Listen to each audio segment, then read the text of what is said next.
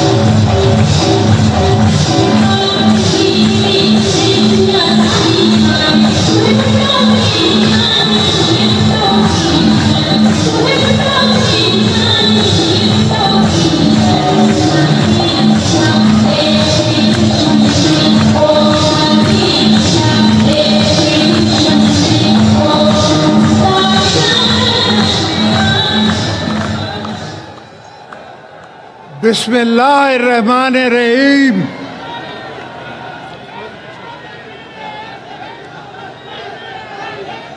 میرے پیارے پیپلو، پاکستان کی عوام، پاکستان، السلام علیکم.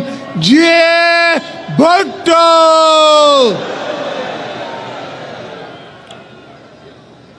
میرے چیئرمین بلاول بھٹو زرداری صاحب، میری فرسٹ لیڈی آصفہ بھٹو زرداری صاحبہ، پی ایم آزاد جموں اور کشمیر،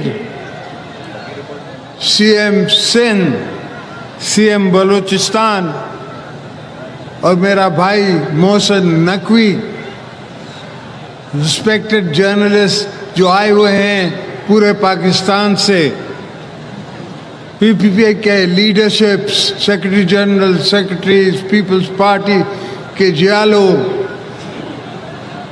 سارے پاکستان سے جو آئے ہوئے ہیں ان سب کو خوش آمدید گڑی خدا بخش میں. اور دوستو، پاکستان پیپلز پارٹی کی یہ دن ہماری بی بی صاحبہ کی شہادت کا اور پاکستان کو پیپلز پارٹی کے بچانے کا دن تھا. اس دن پیپلز پارٹی نے پاکستان بچایا تھا، پاکستان کھپے کہہ کے. یہ میں نہیں کہہ رہا تھا، یہ پیپلز پارٹی کی اور بی بی صاحبہ کی روح کہہ رہی تھی جو میں نے کہا. الحمدللہ پاکستان بچا، پاکستان چلا اور چلتا رہے گا قیامت تک.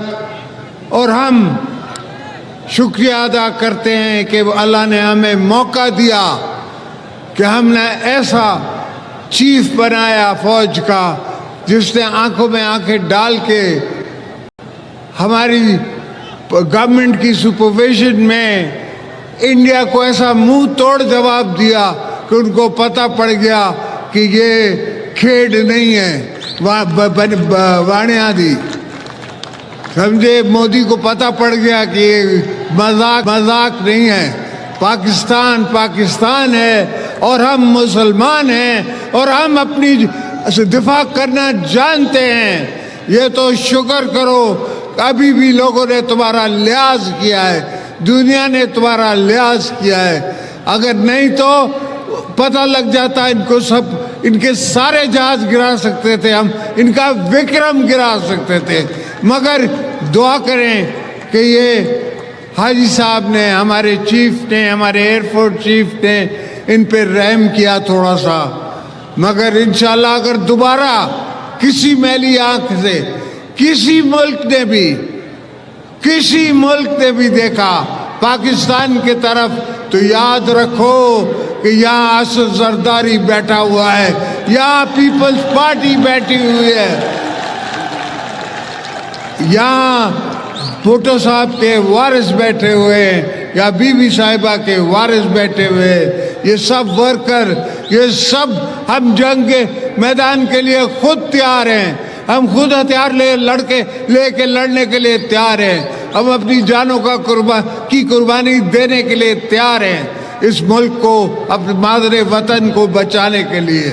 تو یہ بھول جاؤ کہ روٹی ہوگی گولی ہوگی, روٹی ہوگی گولی ہوگی, ہم گولیاں ماریں گے, تم کیا گولی مارو گے؟ اور تم نے دیکھا کہ 4 دن تمہاری ٹانگیں نہیں کھڑی ہو سکی, 4 دن تم جنگ نہ کر سکے. اتنی بڑی اکانومی, 10 گنا ہم سے بڑا ملک اپنے آپ کو کہلاتے ہو, مگر وہ دل گردہ کہاں سے لاؤ گے؟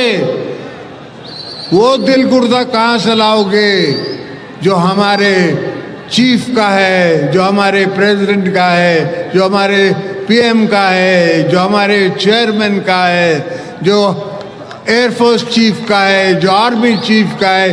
یہ دل گردہ کہاں سے لاؤ گے؟ اس کے لیے دل چاہیے, اس کے لیے جان چاہیے, اس کے لیے شہادت کی امید رکھنی ہے, اس کے لیے شہادت کی دعا اپنے لیے کرنی ہے. میرا ایم ایس ادھر ہی ہے, اس نے آ کے مجھے کہا کہ سر وہ جنگ شروع ہو گئی ہے. یہ ویسے تو میں نے اس کو 4 دن پہلے بولا تھا کہ جنگ ہونے والی ہے, مگر اس نے مجھے آ کے کہا کہ سر وہ بنکر میں چلیں. میں نے کہا شہادت آنی ہے تو یہاں ہی آئے گی, بنکروں میں نہیں مرتے لیڈر, میدان میں مرتے ہیں, یہاں نہیں مرتے بنکروں میں بیٹھ کے. تو یہ سوچیں کہ ہم سب تیار ہیں, اگر دوبارہ کبھی بھی پاکستان کو ضرورت پڑی, کبھی بھی ہماری دھرتی ماں کو ضرورت پڑی, تو ہم اپنی سب جان مال دھن سب کو لگانے کے لیے تیار ہیں.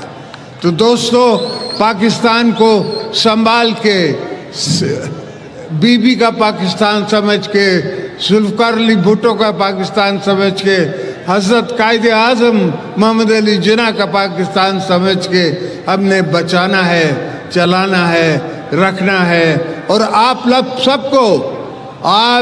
سب کو بھی بچانا ہے. کبھی بھی جب بھی میں جیلوں میں گیا, میں نے یہ نہیں کہا کہ میرے ورکروں کو باہر نکالو, میں نے یہ کہا ورکروں کو اپنا خیال کرو, تم بچ کے رہو, میں ان کو خود ہی اکیلا مقابلہ کروں گا. اور یہ سوچ, یہ فکر, یہ دماغ, یہ دل مجھے بی بی صاحبہ سے ملتا تھا, کہ بی بی صاحبہ کہتی تھی کہ میں اکیلی ان سب کے لیے کافی ہوں. تو ہم سب پیپلز پارٹی, ہم اکیلے ہی دشمنوں کے لیے کافی ہیں. یہ کبھی نہ دشمن سوچے. ہم نے تب بھی جھنڈا پاکستان کا لگایا تھا جہاں بی بی نے حکم کیا تھا. ہم آج بھی اس جھنڈے کے ساتھ چل رہے ہیں, اور انشاءاللہ چلتے رہیں گے. ہماری آنے والی نسلیں بھی چلتی رہیں گی. کسی کا دل نہیں کرتا کہ وہ اپنے بچوں کو ایسی جگہوں میں ڈالے جو ہمارے ہاں جنگیں ہیں, مگر ہمیں کوئی ڈر نہیں لگتا. ہم کہتے ہیں کہ ہماری آنے والی بھی نسلیں لڑیں گی, اس سے بھی آنے والی نسلیں لڑیں گی اگر ضرورت پڑی. ہم جنگ کے شوقین نہیں ہیں, ہم کس ملک سے لڑنا نہیں چاہتے, مگر اگر کوئی ہماری ساتھ ہمارے گریبان میں ہاتھ ڈالے گا تو ہم اس کو 2 پی 50 ماریں گے, جس طرح ہم نے انڈیا کو مارا تھا. اب ان کو بھی ماریں گے. جو بھی ہماری دھرتی کی طرف ناسور آنکھوں سے دیکھے گا, جو بھی دیکھے گا, تو ہمارا ایسا چیف بیٹھا ہے کہ ان کو وہ چنے چبا دے گا.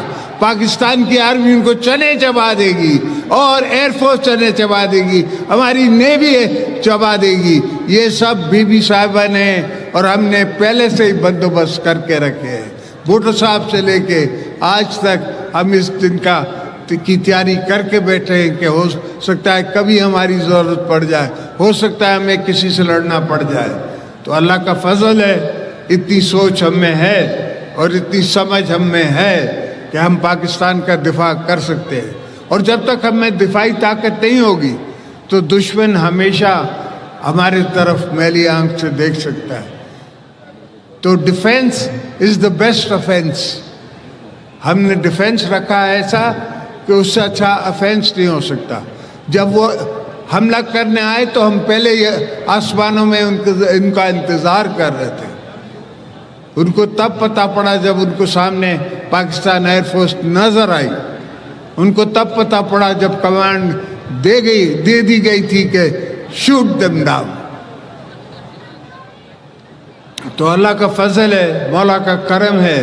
ہاں ملک کو تکلیفیں ہیں، مسئلے ہیں، وہ آہستہ آہستہ کم ہوں گے، اس لیے کہ ایک بیوقوف آدمی نے 4.5 سال میں ساری دنیا سے ہمارے تعلقات خراب کرا دیے تھے، پاکستان کی اکانومی تباہ کرا دی تھی.